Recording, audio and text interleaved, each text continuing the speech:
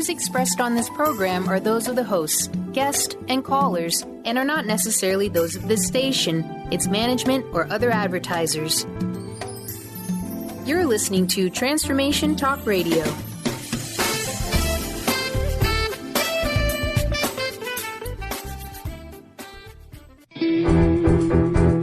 Welcome to Lyme Talk Radio with Dr. Pat Baccili, Epic Healing for an Epic Life. This inspiring show highlights leading-edge solutions, groundbreaking research, headline topics, and tools for holistic healing and wellness. This hit show is dedicated to raising awareness, promoting advocacy and prevention, and supporting initiatives for optimal health. Dr. Pat is passionate and focused on life-saving results reaching far beyond Lyme disease, providing a forum for powerful stories, heart-opening experiences, and hope-activated solutions. Dr. Pat will shine a light on the many shades of Lyme disease fueled by a body, mind, spirit remedy. Now here's your host, Dr. Pat. Hey everybody, welcome. It's so great to have all of you tuning us in and turning us on. I got to tell you, I never thought like, okay, how many years has it been? I'm just going to get all about myself here for a second. I didn't think about this like in 2004. When my world got changed up and down, I didn't know that I'd be able to be here today with all y'all tuning into the show and having this panel of people today to have the conversation that we're getting ready to have.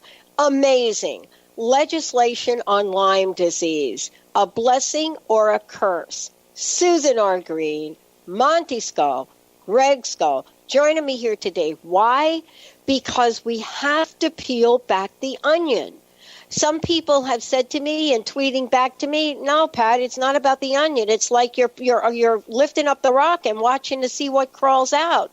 Well, I'm telling you, in today's world, the fact that we're able to even have a conversation like this is a blessing. Let me introduce you to the panel that's joining us here today. And for those of you out there, I just want to say up front, this is a live call-in show. Write the number down if you don't have it. 1-800-930-2819. 1-800-930-2819. So today, I want to introduce you to Susan Green. She's been on the show many times, has been somebody that I have felt a kindred sistership to because she is passionate beyond passion. Now, what is she out in the world doing? As a fabulous attorney, she has been someone that has literally been helping to change the law. Why is this important? Well, she's going to talk about that today. Whether you've seen her on television, radio, whether you've seen her speaking in public, whether you've seen her out in legislator-type roles, you'll know in a few minutes what she's passionate about. Susan, it's great to have you here. Thanks, Dr. Pat. It's so great to visit with you as always. Now, let's talk about Monte for a minute if we could. Yeah, Susan and I could talk about Monte. Monte Skall is the executive director. Are you ready for this? I can't even believe I'm going to say this. National Capital Lyme and Tick-Borne Disease Association. How blessed is that? That is a nonprofit organization dedicated to Lyme and tick-borne disease. What? Education, prevention, research, and most important to me, patient support. You're going to hear how Monte has been out in the world, testified, lobbied, educated, government levels, you name it, she's been out there doing it. For those of you thinking, why? Well, today's show is going to tell you why. Because if you are like most of us, and in my case, living in the state of Washington, who doesn't even want to say that Lyme disease exists here, you need a Monte, you need a Susan. Monte, it's great to have you on the show. Well, thank you. That's quite an introduction. I'm very pleased to be here today. Oh, boy, we're making a difference. Gregg, here's Gregg. You know what? When we think about people in the world, we got to have some folks that are going to stand up for us. Veteran telecom attorney, advises broadcasters, maybe I should talk to him later after the show, and other communication companies on FCC regulatory compliance. Frequent author, speaker on FCC and telecom issues. This is a big conversation because, you see, I got to tell you right now, I'm an independent radio host. This is an independent network. And because there's nobody telling me what we can and cannot say, or if we say something and maybe it's going to tick off maybe a sponsor or so, that's not going to happen today. You know, he's joining us here as well because he too is passionate about what we're talking about. But most importantly, each of these conversations is part of the weaving of the web to freedom and healing. Gregg, thank you for joining us. Welcome to the show. Well, thank you. It's great to be here with you.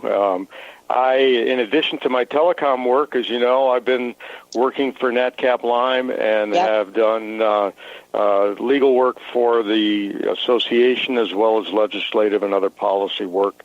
And it's great to be here with you and the fine job that you're doing to help educate the public about what's going on with Lyme disease. Well, thank you. And yes, I was hoping that we would get Susan and Monte to give you that big introduction right there because it really does take a village. Susan, let's start off with you if we could. And we're going to skip the 15 break and we're also going to skip the 45. You know, this show, Lyme Talk Radio and Lyme Global, we've talked about and have done a number of things to educate people. But here we are today. You have one side of the coin. People are celebrating legislation on Lyme disease. You have the other side where people are saying, I'm not so sure. Give us the backdrop for today's conversation. Okay, happy to do it. Well, this year has been an amazing year in terms of new legislation that was introduced, some passed, and some that effectuated change. Pending, however, right now is a federal bill, which I'm going to let Gregg speak about. And since it's the only pending bill, I'm going to I'd like to educate everybody out, your listeners, about what the bill represents. And we're going to talk a little bit about its strengths and then leave it up to the public to decide what it is they're going to do. So, Gregg, if you want to go ahead and address the federal bill. Well, sure. Right now, well, there's actually two bills in a sense. There's one in the Senate and one in the House that has been passed as a part of the 21st Century Cures Act, but it doesn't appear right now that act on the House side is moving forward. And we can talk about that and how the Senate and the House activities get joined at some point. But Senator Blumenthal, who's been very active with Lyme disease for some time and has been a champion for the Lyme disease community for a long time, going back to his days as Attorney General, has introduced S-1503, which has a lot of good intentions. And like many of the other Lyme disease bills, what it does, because of the limitations of what Congress itself can do, designates an advisory committee of sorts at HHS to study Lyme disease and come back with recommendations and such. The couple of things that we have concerns about the bill, and that can perhaps be taken care of, but definitely need attention, are that the bill calls for attention to a vaccine for Lyme disease. Those of us who have studied the issue would like to see a safe and effective vaccine, but we're very concerned that it has a narrow focus, or those who study it would have a very narrow focus on the strains of Borrelia that are known right now. And we do know that there are many strains of Borrelia that seem to be popping up that may not be known. And the problem might be that a vaccine be developed and sanctioned by this committee and by HHS and the medical community that doesn't really provide full protection against Lyme disease or other tick-borne diseases, and in fact could give a false sense of security to people that they have perhaps contracted some other disease because it couldn't be Lyme disease because they've had the vaccines. So we're a bit concerned about that. It also talks about treatment outcome objectives, We're a little bit concerned that it's too early to address the objectives in the context of the envisioned advisory committee and its projected work, because treatment is still a highly controversial topic.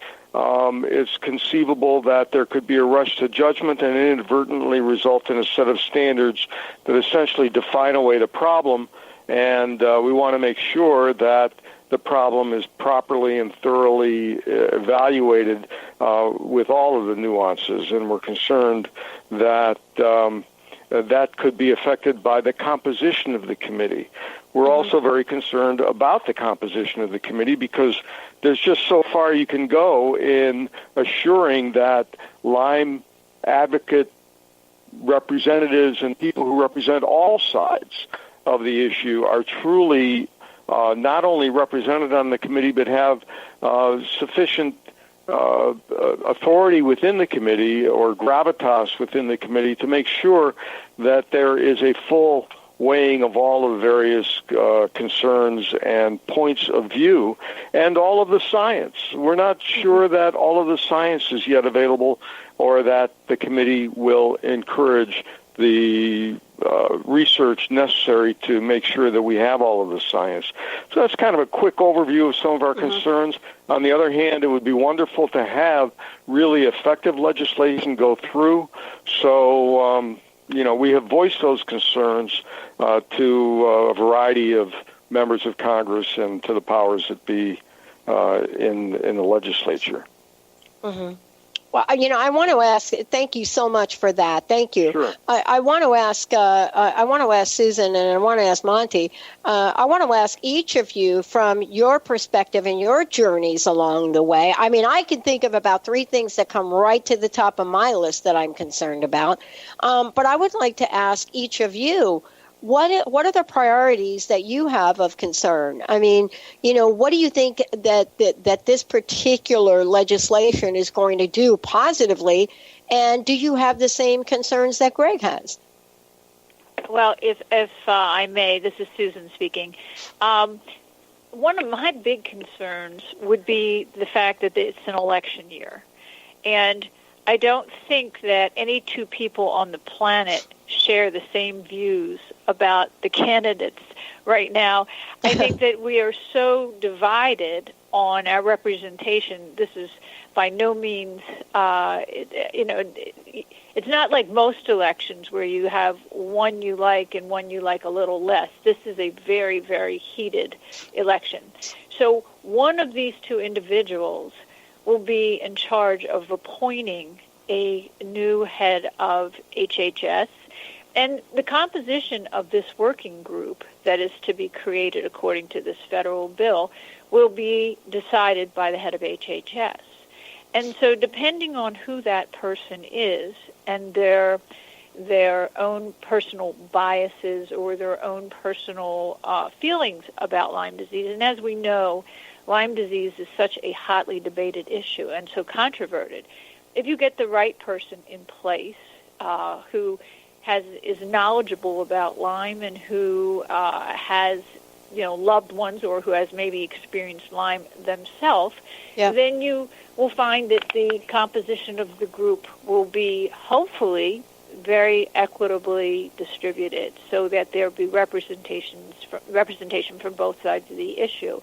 Personally, I think that we do need more dialogue. We need to have a forum where there can be an open exchange of ideas and where both sides can work together and bring all of the information and all the resources to the table so that we can continue to try to solve this puzzle, because it's only with all of the pieces that we will make progress, and it's only by coming together. Having said that, again, it's like that old saying, garbage in, garbage out. The composition of this committee would be key. It's going to establish, if this should go through, a working group that will have the power to make recommendations about protocols, treatment protocols, that will make recommendations regarding the vaccine and in terms of education of physicians. So if you were to have this committee stacked, they could easily adopt perhaps the antiquated IDSA standard of 28 days you're cured. And no offense to the IDSA, I only say that because they were removed from the National Guideline Clearinghouse Registry this year, so they're no longer up. So I'm assuming that they need to be made more current. And but what if that were the focus of HHS, and they appointed people who shared their view on the subject? Even though they call for advocates and they call for all kinds of, the composition of the committee should be made up of representatives from all parts of the community, nonetheless, there are people within each part of the community that share those kinds of beliefs. And it could wind up federalizing a protocol that could virtually put some of the doctors out of business. Susan makes a good point. Look at it this way. If it gets passed, it's probably going to get passed as a tag to the Cures for the 21st Century Act in a lame duck session after the election.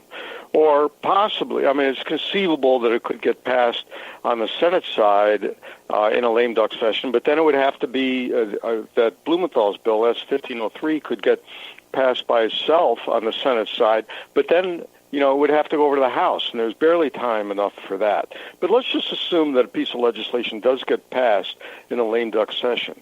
Regardless of who's elected president, there is going to be a new secretary of HHS. We don't know who that is.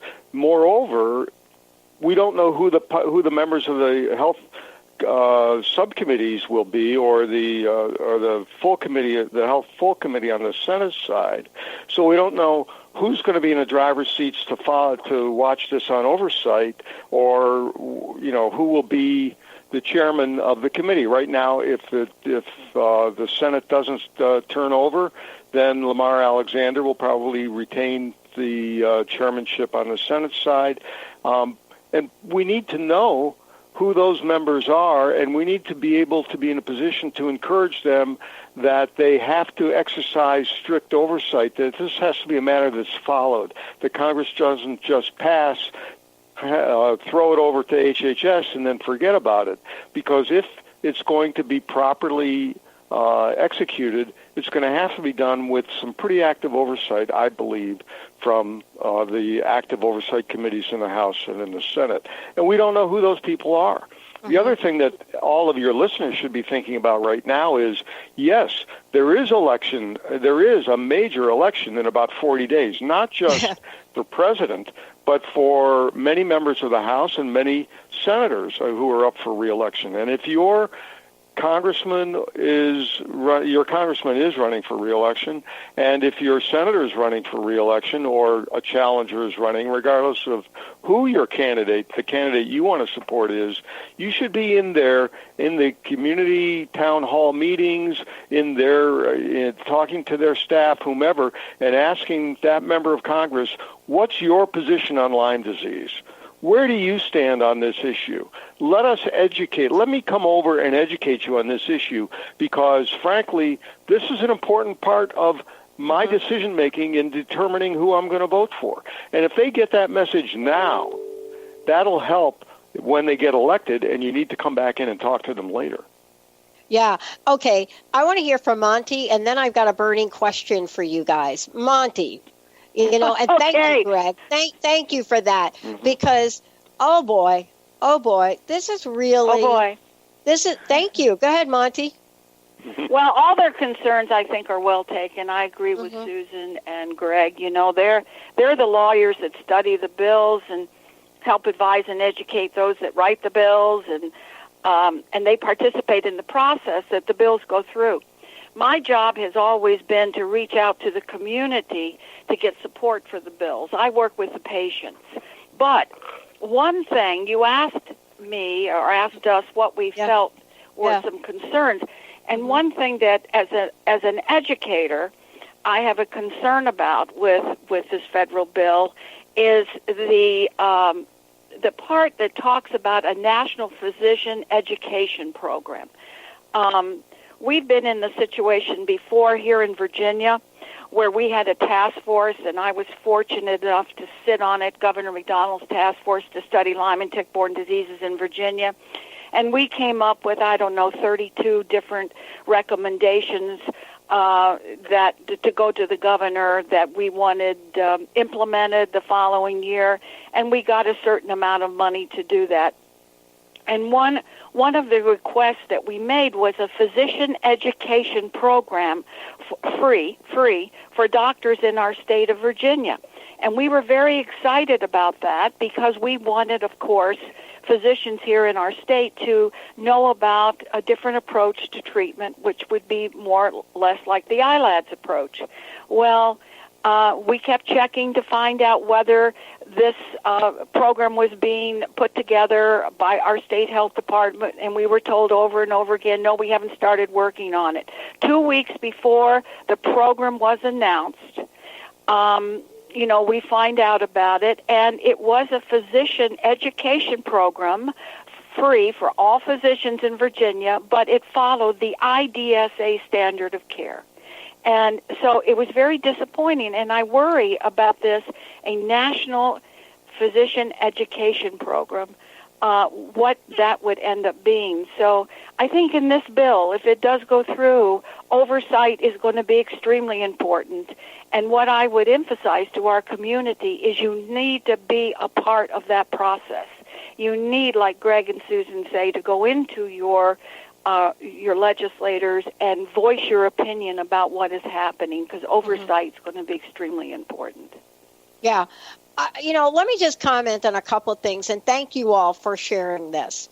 Okay, the first thing that I'm really struck by is that, and shall we say, and let's just say it since we did mention HHS, correct? So let's just stay with a little bit of that HHS for a minute, Secretary Burwell, if we could, right? Now, I missed the memo, but I somehow got an idea. So as we speak, I think, even this week, maybe it was last week, that Secretary Burwell went on the road with the CARB task force to which is making progress on combating antibiotic resistance. Off we go. We've had this committee in effect for a year. They've been looking at bacteria that are resistant. Right? Are we all following me here for a minute? Resistant. You can go through every bit of documentation, every bit of, the words. I don't see Lyme. Nothing. This is a huge task force that has been in existence. They're looking at how do we look at people. 2 million people become infected with antibiotic-resistant bacteria, 23,000 die as a result. They're not even talking about anybody in the Lyme community. But this is an ongoing task force. And I'm just curious how there isn't somebody that is helping everybody connect the dots. Because now we got legislation that says, and this is just me, over here in this state, we're going to approve medication that is all about antibiotics over here. And somewhere in the entire dialogue, I don't know that the memo got out to people that, we're saving lives by maybe the kind of medicine that the CDC is not going to actually cross the T's and dot the I's.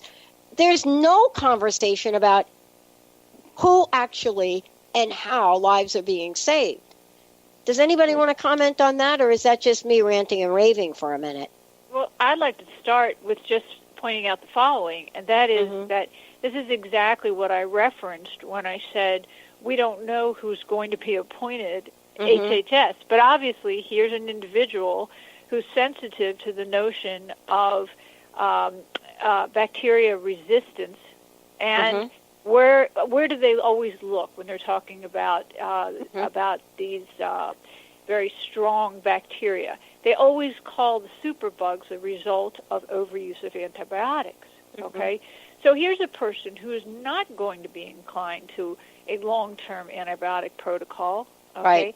And if this person, and I don't want to speak for this person, but I'm right. hypothetically, if a person such as this, who were embracing a concept of this resistant bacteria, this is a person who's not likely going to be forming a committee of people who promote long-term antibiotic use. Oh, let me help support what you just said by reading exactly what this says. Let me help here. Through our work with clinical experts, we now know that at least 47 million prescriptions for antibiotics are unnecessarily prescribed every year. This has helped us set targets for reducing inappropriate use. I mean, I think you kind of said something real important right there, didn't you? Yes, I think that is important. Mm-hmm. And they're not necessarily just looking at Lyme prescriptions. There is a tendency by the medical community to roll out the antibiotics as soon as they see an infection or a suspected infection is the first option to go with. And I think, look, we as responsible citizens, whether we've got Lyme disease or not, or whether a family member has Lyme disease or not, we have to recognize this is a serious problem. Yeah. The loss of really useful antibiotic treatment for infection, regardless of what the source of that infection is a problem that we are facing as a society. And we need a cure. We need more research. We need new antibiotics to be developed to deal with all of these problems, and we need to figure out how to deal with resistance issues.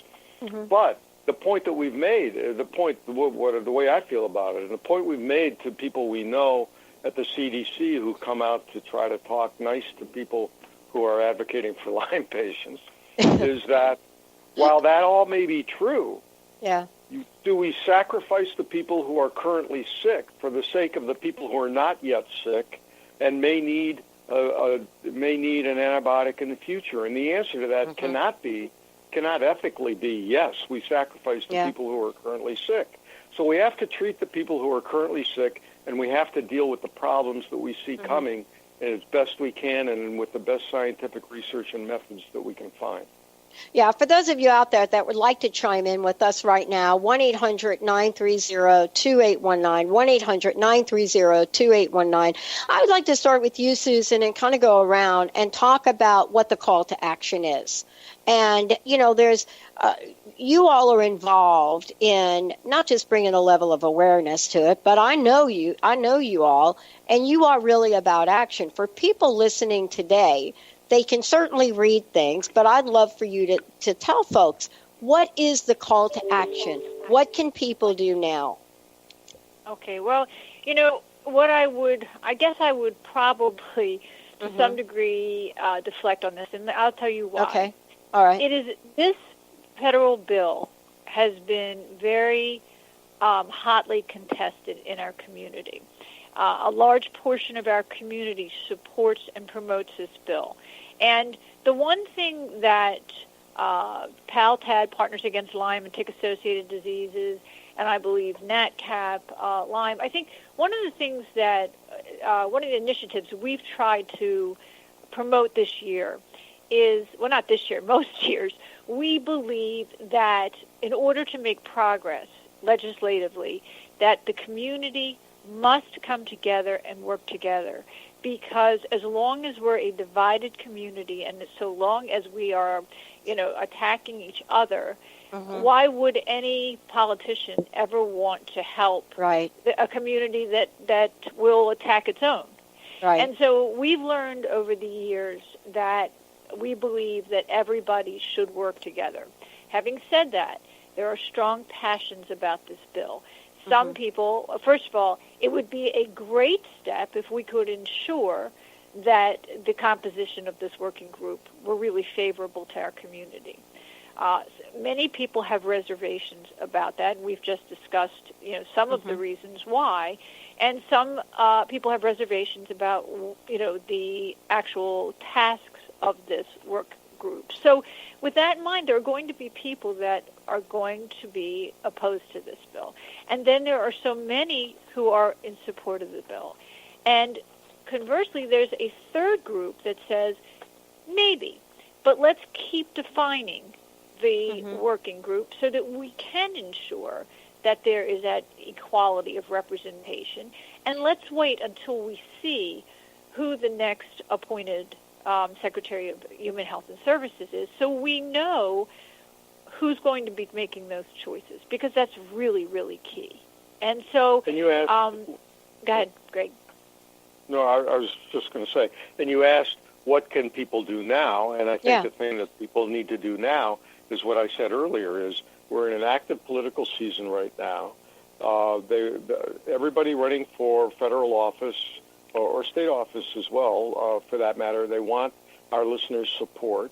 This is a time to educate them and to educate their staff and to let them know that this is a very important issue in their district, whether they realize it or not, or regardless of whether they're in the Northeast, the Southwest, or the Northwest, that it's an important issue in their district.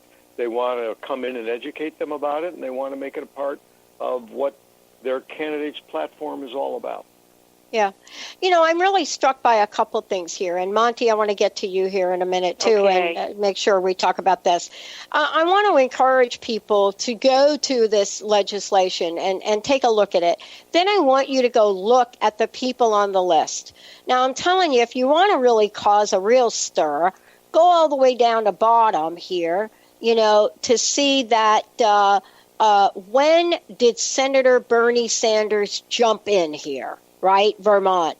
And what I'd like to say is you can start to look at these items, look at the people here, and start picking up the phone and ask for a dialogue. Now, is anybody going to talk to you before the elections are over? I don't know.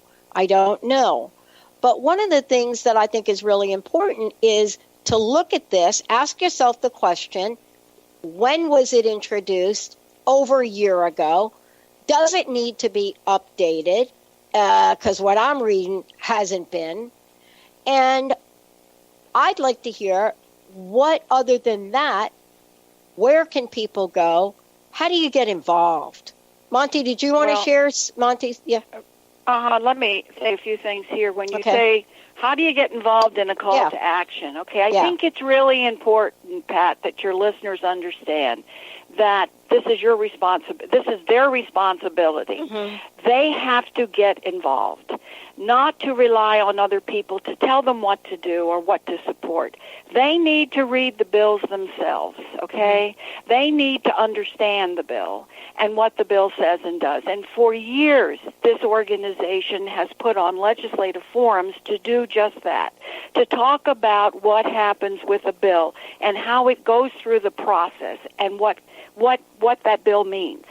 So, first of all, I have doctors that come to me and ask me, Monty, should we support this bill or not? And I said, well, have you read it?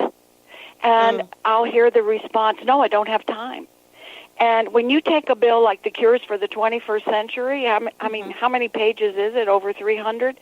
Yeah. And you say, sit down and read that? I mean, you can read the Lyme bill. It's only about, I think, 8 pages or something. But still, how many patients don't do that? And I think it's important to be educated and to be informed. And then you have to go out and be involved. Do what Gregg says. Go see your representatives, your legislators. Tell them about what you're going through. Tell them about how much this disease means to you and how it's devastated your family, and the numbers, the new numbers that the CDC is quoting. Giving them the statistics are very important. And, it's hard to say how many people really do get involved. And Susan and I did a bill in Maryland last year, and it was a bill that you had to be on every minute of the day to make sure that nothing was changed in the bill, and you had to go around and walk the halls in Maryland and testify at the committees, and people need to get involved in that process, okay? It's so important because this affects them. So that would be my main thing, is how do you get involved? Who do you contact to get involved? And you have groups in your state, I'm sure no matter what state you're in, that are very actively involved in legislation. And, you know, as the old story goes, or the saying, the buck starts here. They got to start with themselves. Mm-hmm. Okay? You know, maybe let me ask Susan. Let me ask Greg. Let me just ask you a question. I had this moment. Linda would say, "Uh-oh, here she goes. She's having a moment." Yeah, I had a moment, and I'm reading the bill. And I went through the bill, and I said, "Oh my God, this has to be revised." Now, I'm not a medical doctor, and I'm not an attorney, but I even know that there. And I thought to myself, what if we got a few amazing attorneys together who are on this show right now, reached out to some people in the community, both on the conventional side of medicine that are making progress, and how about people like a Dr. Nushin Darvish that is saving lives, right? And we said to these folks, outside of, I belong to this group, I belong to this group, I belong to this group, and said, you know what, let's take a look at this, and let's see if we can get an update to this, and take action that might bring us together a little bit closer. Because I agree with you, Susan. I think you said it. You know what this kind of reminds me of? And I'm going to date myself.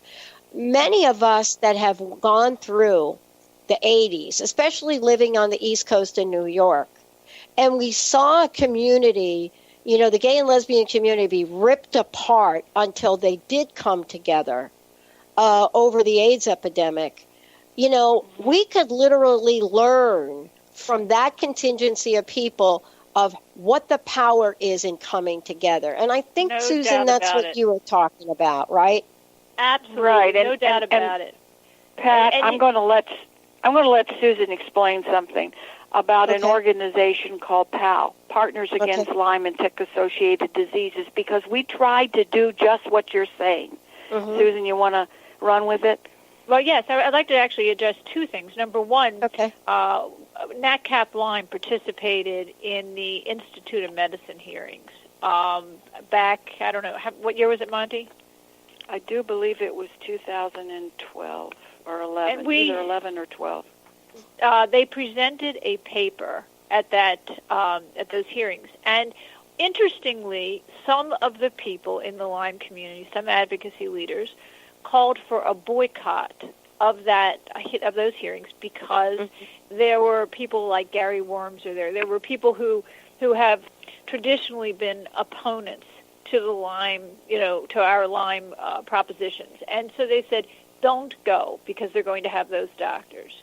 And what we as an organization decided was, if you don't go, you beat yourself. And so you must always show up prepared, and you must always present in a professional manner. And as you keep presenting over time, you will find that you have more and more listeners and followers who believe you if you always present yourself professionally. And so that was so important because they did have people on both sides of the issue come together, and all of the doctors, or most of the doctors, expressed a desire and a willingness to keep the dialogue going. And unfortunately, there's not been funding for that to have a follow-up to the Institute of Medicine hearings. But there should be, because we made a lot of progress at that hearing. And the second thing I would tell you is Partners Against Lyme and Tick-Associated Diseases was actually Monte's vision. And, we went out and raised money to make it happen. And what it was meant to be was almost like it was an umbrella organization, like a trade association, where all of the advocates from all over the country, all over the world, were welcome to belong to this organization. And it was a place where we could come together, exchange ideas, exchange resources, and no one had to give up their proprietary information. No one had to give up their mailing lists. Nobody had to give up their concepts, their plans, their private, whatever they were working on. All they needed to do was come together as a group to start building relations, to start bridging the gaps, and developing a strong bond that would bring this community together. We had an inaugural that was wonderful. People came from all kinds of organizations. Some people chose not to participate, but more than not, people showed up. And what we found was when we actually got together and we were face to face, we all had similar agendas. And a lot of the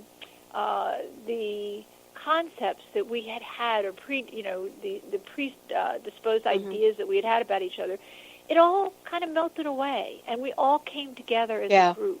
Yeah. And it's a wonderful tool in order that we might bring this community together, and it would be so great if we could get everybody to be involved with that.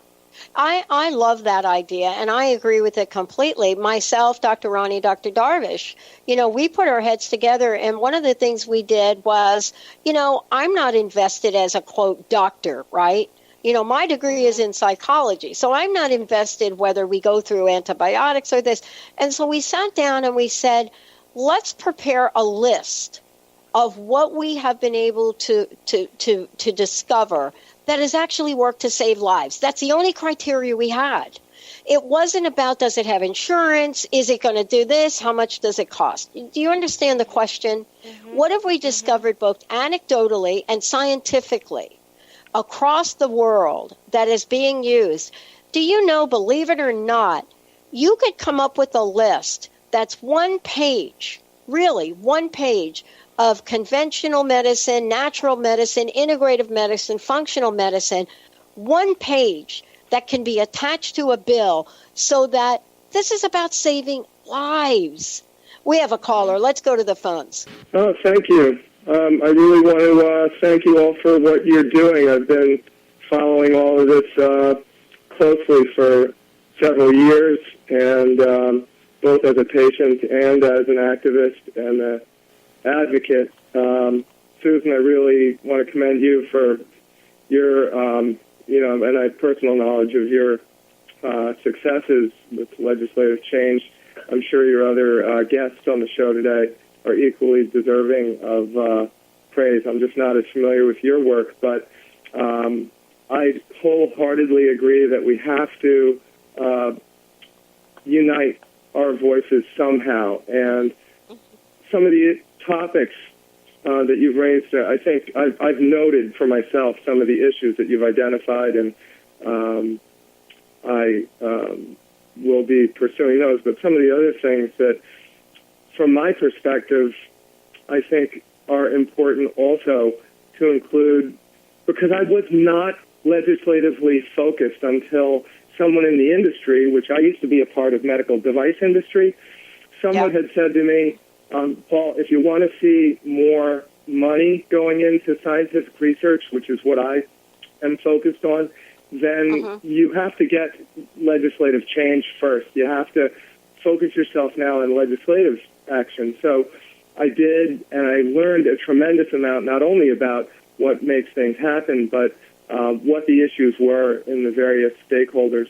But I particularly also, because probably my bent is the industry side, is I watch and I read the research that's published. I watch the companies that are in the development phase. And Susan, like your point, I think you were making a point earlier about, just before, about proprietary information, intellectual property.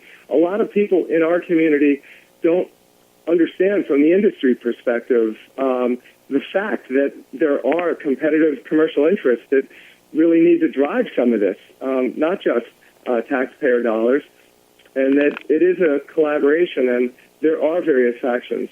To the other point that was made at the very beginning, I made a note that, I get that everyone has to kind of take an interest legislatively as they're able, and, whether getting on somebody's coattails or getting directly involved like I recently did, regardless of who's going to win, I don't think it's honest to sort of position, and I'm not accusing anyone there of dishonesty, but speaking for myself, I have to say that whether it's whomever wins, I want to understand their sensitivities and their biases, but I don't want to align myself with one or the other to ingratiate myself. I mean, maybe I'm an idealist and I don't, wouldn't be terribly successful in the lobbying industry. But again, from an industry point of view, I want to see the names of the competing companies that are in the diagnostic space,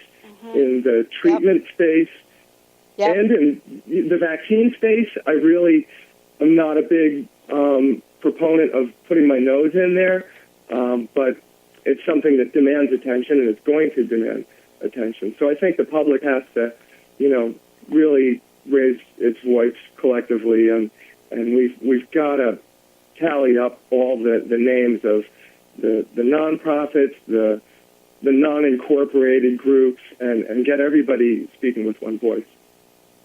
Mm-hmm. Wow, thank you, Paul. Thank you so much. Thanks for sharing that with us. I'd like to hear from the panel a few thoughts on this. Let me make one comment on that, and I think it's larger than just us. It's larger than just Lyme disease, various Lyme disease interests. We have tended in this country now to polarize on pretty much everything you can think of, and it's glaringly obvious in politics. And the way we get things done in this country is through compromise and working together. You can't say, let's all work together, and then we'll all do it my way. So we have to learn how to work together, not just to want to work together.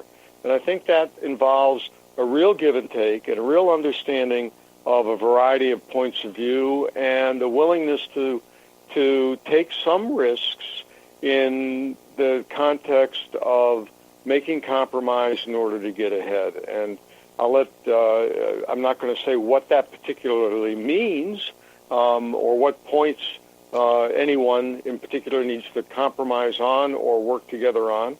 But the other thing that follows a compromise is follow-through. So once you do, you develop a system for monitoring the results of the coming together process and the compromise so that you can make adjustments as time goes on. And I think that we need to focus on a way to do that, even within our own community as well as nationally on bigger issues or other issues. I guess I'd like to say, Pat, have Paul give us a call afterwards.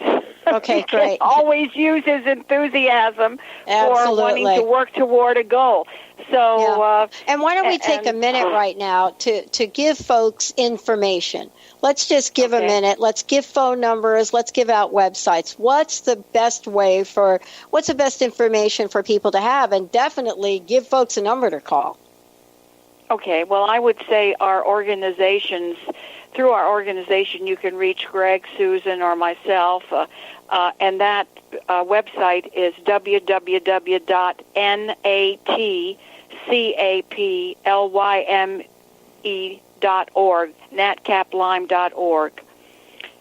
And our email address is natcaplyme@natcaplyme.org.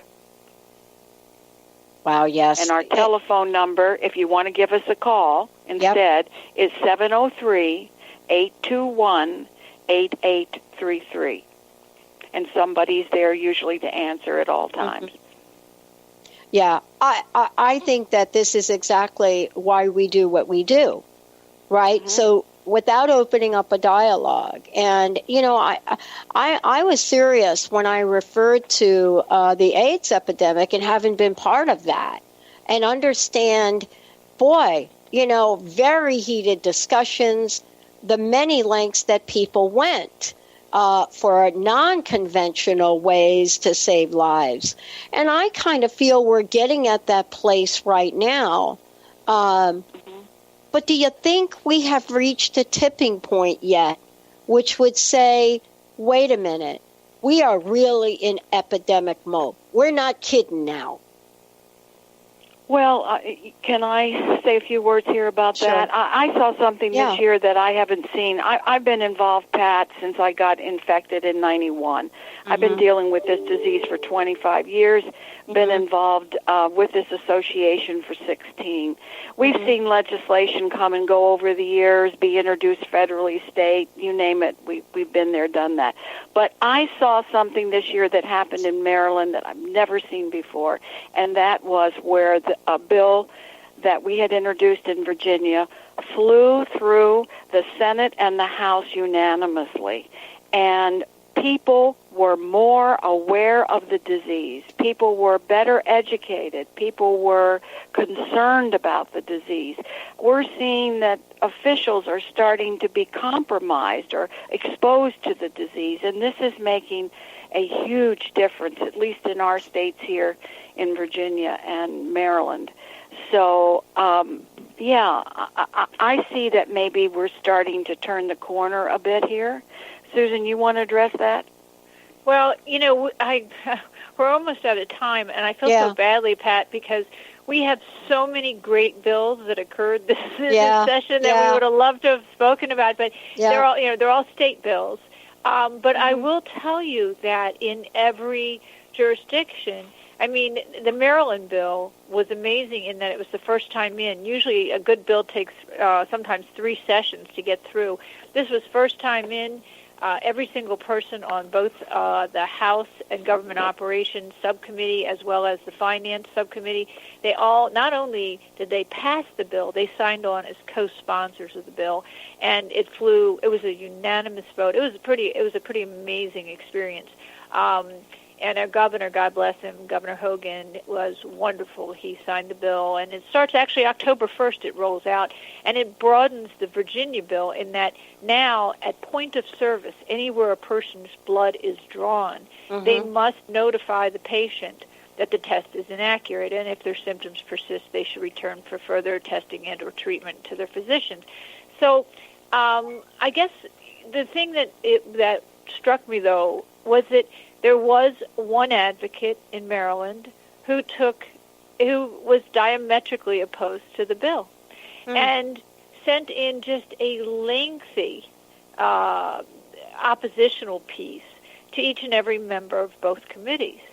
And, and this person we had the delegates and the senators reach out to this person first and say, would you like to be part of this process? Would you like to come on board? Give us your insights. Give us your input, because we value you're a citizen of Maryland. Please come join us. And that person said, no, I don't think so, but then went ahead and tried to kill the bill. And that's the kind of thing that is so disturbing to me, because I don't mind putting in the hours we all put in hours voluntarily. We don't get paid to do this. And all of us work. We were working sometimes 10 hours, 12-hour days during the Virginia session and the Maryland session. I don't mind. It's my passion. It's my pleasure, my privilege to serve this community. However, when I'm fighting for people and I find people trying to, tank our efforts without having dialogue, without coming in and working with us and saying, this is what I like, this is what I don't like, and here's why, it's very frustrating. It really makes it difficult to, want to, to do that kind of work, put in those kind of hours. Yeah. Wow. Well, also, since our time's almost up, I do want to say, Pat, that both Susan and Gregg and 2 other attorneys will be at the ILADS conference in Philadelphia on November 4th and 5th, and they will be giving a session on the legislative process, what's going on in Congress and state legislation, and how to be effective. This is to doctors and patients. So if you're coming to the conference, please feel free to stop by. It's from 1:30 to 5 on Friday, or Saturday, which would be the 5th of November. Awesome. I want to thank the 3 of you. And Susan, we will do this again, because it is important to stop and talk about progress. It's really important to do that. And let me honor and thank all of you for what you have done to even bring us to this point to have this conversation. Thank you all for tuning us in. Thank you all for joining me on the panel today. And I want to remind everyone that you too can be active in your own destiny. We'll see you next time on Lyme Talk Radio.